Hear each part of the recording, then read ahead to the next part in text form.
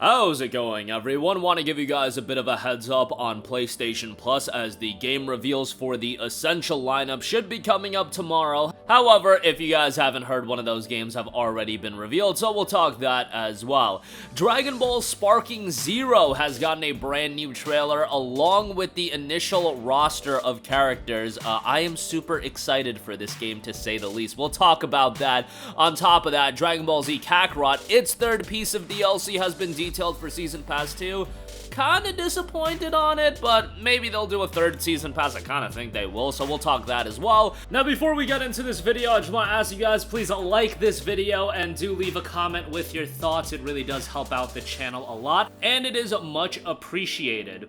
First of all, we already know that Foam Stars is going to be a part of the PlayStation Plus Essentials catalog for the month of February. The rest of the lineup should be revealed tomorrow. It is kind of interesting. Generally speaking, PlayStation Plus is revealed in the morning of the final Wednesday of the previous month. So given that we're coming up on February, tomorrow is the final Wednesday of January, you would assume that the PlayStation Plus catalog, the Essential catalog at least, will be revealed tomorrow. However, tomorrow is also PlayStation State of Play. There have been times where Sony has decided to reveal the Plus titles as a part of State of Play instead of their typical, noon announcement or whatever it is. I don't think that's going to be the case this time, just because State of Play is happening at 5 p.m. Eastern, and generally if they announce it at a State of Play, it'll happen before that Wednesday date. But just to give you guys a heads up on that as well, I personally, if I was in charge, I would do the announcement on State of Play. I would drop a new trailer for Foam Stars to sell that game a little bit. I mean, quote-unquote sell it. It's a part of the Plus catalog, and I don't even believe it's going to be buyable come February 6th because it's a multiplayer title. You need PlayStation Plus anyway. Buying the game is kind of shooting yourself in the foot. I believe after that February period expires, then they're going to be selling the game at $29.99, but you should probably just sign up for Plus and get it as a part of your subscription. I think ultimately at some point it'll get added to PlayStation Plus Extra as well, so there's that element on top of that. But as far as the other games go, it'll be interesting to see what those titles end up being. I thought it would have made a lot of sense for Helldivers 2 to be a Day 1 Plus title, but that's just me being, that's just me throwing that out there. I think that would have helped the game quite a bit, but, they're throwing it in with Foam Stars in terms of the multiplayer-oriented title that will be a Plus title, just to jolt up that player base. But I assume with Helldivers 2 it'll be a Plus Essential title as well at some point. Will be interesting to see. January was an insane month for Plus Essential, but then I thought Plus Extra was one of the worst catalog updates for that, which was really disappointing. Hopefully this month we'll get a quality Plus Essential lineup, which some people, depending on your view on Foam Stars, and yes, I know we memed on Foam Stars quite a bit when it initially was revealed, but it's still a Day 1 release. And generally speaking, from the people that played the early access, the beta and whatnot, it seemed like the general consensus was very positive. So, it's gonna have a lot of interest, at least initially. Now, whether or not if that interest is sustainable, you guys already know what I say about these live service games. The interest level being sustained is the name of the game. Obviously, you're never gonna avoid some of the interest falling off. It's always gonna be at a heightened level on launch day, but, how much are people into the game 4 to 6 months down the line, and even beyond that, a year down the line? And interestingly enough, this game isn't going to have a free-to-play release. I could definitely see a pivot to a free-to-play release sometime down the line, much like Knockout City did, but at least initially it will be $29.99 or a part of Plus Essential. So we'll hear about the rest of the lineup. I don't see Foam Stars as this big title that's like the headlining game like Plague Tale Requiem was last month, but maybe they deem it as it's a Day 1 title and they'll see it as a top-tier title, but we'll see about that. Moving on from that, Dragon Ball Sparking Zero has gotten a brand new trailer, the Goku vs. Vegeta Rivals trailer. Boy, oh boy, this trailer looked absolutely awesome. I've heard from some people that they're not crazy about the art style in the game. I think the art style is super slick, and I'm excited to see it fully play out in the entirety of the game. But again, the trailer goes over Goku and Vegeta in various forms fighting one another. You had Super Saiyan 3 Goku against Majin Vegeta, which obviously that didn't happen in the anime, but like you would have liked to see that in the anime. Remember, in the anime, Goku limited himself to Super Saiyan 2 against Majin Vegeta, and I believe the story was that he didn't want to utilize Super Saiyan 3 because he would have just whooped Vegeta, and he didn't want to expose him. That was quite nice of Goku, looking back at that, but nevertheless, That was one of the iconic battles, and I am interested to know how they're gonna handle the single-player component of DBZ, just because, like, at this point, like, what are you gonna do as far as a single-player component for a Dragon Ball game, given that if you really want the highest quality single-player experience, you're gonna get Dragon Ball Kakarot, but you could still do, you know, the key moments and the key fights in Sparking Zero single-player campaign. As far as the roster of characters, now, they've revealed 24 characters of the 164 total characters. I imagine they'll do DLC and content like that.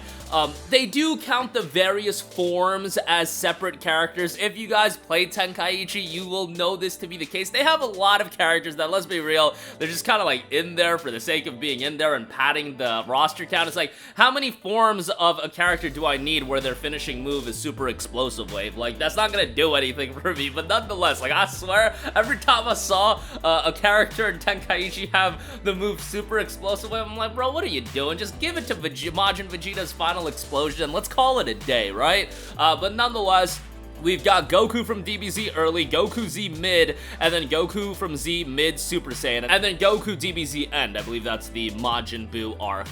Then you've got Z and Super Saiyan, Super Saiyan 2, Super Saiyan 3, and then Goku from DB Super, and then Super Saiyan from DB Super and Super Saiyan God.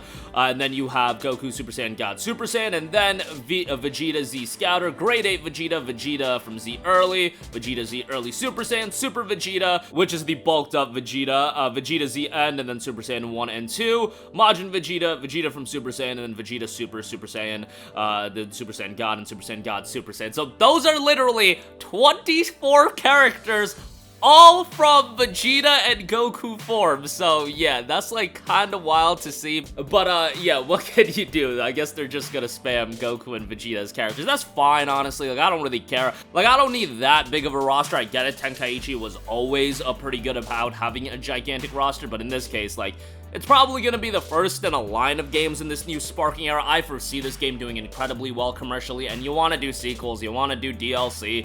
I get how the game is played, so it is what it is. They also do tease some characters at the end of the trailer. I see Trunks in there. You see Hercule in there, Krillin. Obviously, I know everybody's going to be playing as Krillin. I believe I see Yamcha, Tien, and a couple of other characters there. So, again, expect a gigantic roster. I imagine this is going to be a fall 2024 title. Usually, Bandai Namco is pretty good about not revealing these Dragon Ball games way too early. Like, it never takes years and years for these games to come out. Like, I do expect this to be fall of this year, and maybe we'll have a big reveal around the summertime with more gameplay, an entire character roster, etc., etc. Do also note, as far as the Dragon Ball content goes, Dragon Ball Z Kakarot's final DLC in Season Pass 2 has been detailed as Goku's next journey. This is after the time skip where Goku beats Kid Buu, and then they bring Oob in there, and they do that little tournament.